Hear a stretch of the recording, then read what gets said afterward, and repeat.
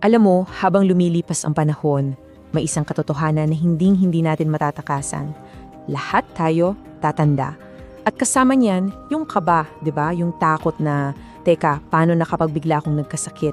Paano na yung mga gastusin na bigla na lang susulpot? Kasi isipin mo, sa oras na kailangan mo ng tulong, yung bigla kang magkakasakit, sa sandaling yun na pinakamahina ka, ang laking tanong, di ba? Sino ang sasalo sa'yo? O sa mga magulang natin? Yan yung tanong na susubukan nating sagutin ngayon. Okay, so unahin natin yung bigat ng pagtanda. Alam mo, pamilyar to sa atin. Habang nagtatrabaho pa tayo, di ba, ang sarap sa pakiramdam na may company-provided health plan. Secure ka eh. Pero ang tanong, anong mangyayari pag dumating na yung retirement? Kasi ito yung reality eh. Para sa napakarami sa atin, yung proteksyon na yan galing sa kumpanya.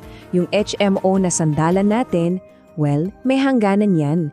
At kadalasan, ang number na yan ay 65. Sa edad na 65, dyan natatapos. At isipin mo, yun pa mismo yung edad kung kailan mo pinakakailangan ng medical support. So, pagkatapos ng 65, paano na? Paano yung mga regular check-up, yung mga lab test? At ito yung pinaka nakakatakot sa lahat. Paano kung kailanganin ma-confine sa ospital? Dito na ba talaga nagtatapos yung laban? Ganun na lang yun, maiiwan na lang mag-isa para harapin lahat ng to? Pero teka muna, bago tayo tuluyang panghihinaan ng loob, sa gitna ng lahat ng pangamba, may pag-asa mula sa gobyerno. Meron palang unang sasalo. Okay, so pakinggan nyo to. Ito'y napakahalaga dahil sa ilalim ng batas, lahat ng Pilipinong senior citizen, basta 60 years old and above, automatic member na ng PhilHealth. At ito ang aabangan nyo. Kahit na wala kang hulog, kahit zero yung contribution mo, ang gobyerno na mismo ang magbabayad ng premium mo. Ibig sabihin, garantisadong miyembro ka. Period. At ito pa, marahil isa to sa pinaka-powerful na benepisyo. Yung tinatawad na no balance billing policy. Ano to? Simple lang. Kapag ang isang senior na confined sa isang public hospital, sa ward ha, ang bill niya paglabas, dapat zero. Oo, tama yung narinig mo, zero. Wala kang babayaran para sa kwarto, sa mga gamot na ginamit habang nandoon, sa mga lab test at sa professional fees ng mga doktor. Zero. Pero hindi lang yan para sa ospital. Paano naman yung pang-araw-araw? Well, dyan papasok yung PhilHealth Consulta Package. Napakasimple lang ng proseso. Step 1, magrehistro ka lang sa local health center nyo. Step 2, pagkatapos niyan, pwede ka nang makakuha ng libreng regular check-up at ilang mga lab tests.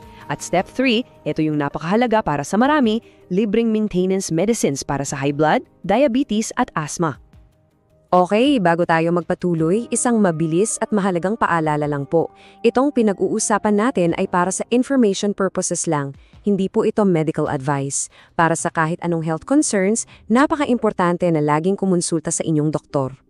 So yan, higit pa sa pangunahin kasi 'di ba ang ganda ng pundasyon na binibigay ng PhilHealth. Solid yan.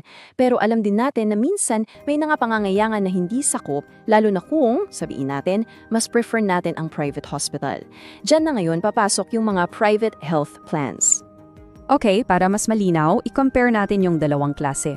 Mayroong para sa ospital at mayroong para sa konsulta. Sa isang banda, nandyan yung Pacific Cross Premier. Ito, isipin mo para to sa mga bigating gastos, pang-inpatient at pang-emergency. Malaki yung coverage nito para sa confinement. Sa kabilang banda naman, merong tayong MaxiCare Prima Gold. Ito naman yung pang-outpatient, pang-araw-araw, unlimited consultations at lab tests ang focus nito. So, ano ba yung mga dapat tandaan? Unahin natin ang Pacific Cross. Ito ay reimbursement-based. Ang ibig sabihin niyan, may freedom kang pumili ng kahit sinong doktor o ospital. Magbabayad ka muna tapos i-reimburse ka nila. Ang MaxiCare Prima Gold naman iba.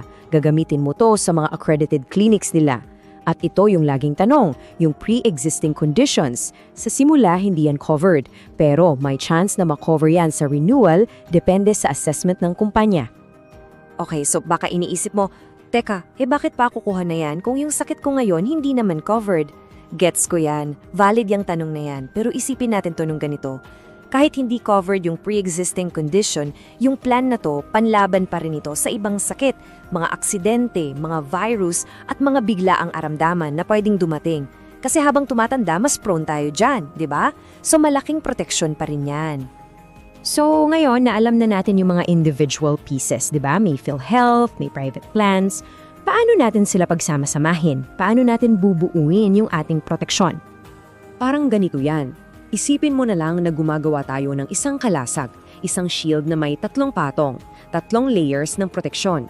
Step 1, yung pundasyon, yung base ng lahat. Yan ang PhilHealth. Hindi pwedeng wala yan. Step 2, yung pangalawang layer, yung pangsangga natin sa malalaking gastos sa ospital, yan yung Pacific Cross Premier.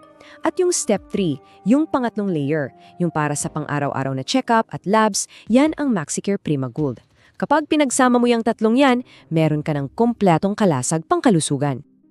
So ayan na, papunta na tayo sa isang ligtas na bukas. Mula sa lahat ng takot at pag-aalala, nakita natin na mayroon palang paraan, may daan pala para maging mas panatag.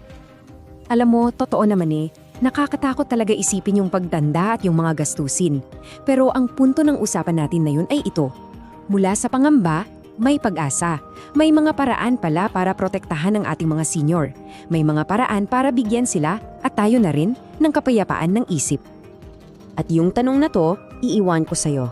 Handa ka na bang bigyan ng kapayapaan ng isip ang iyong sarili o yung mga magulang mo? Tandaan lang po natin, para sa mga kumpletong detalye ng mga plans na napag-usapan natin, yung pinaka-the best na gawin ay kumonsulta sa isang financial advisor.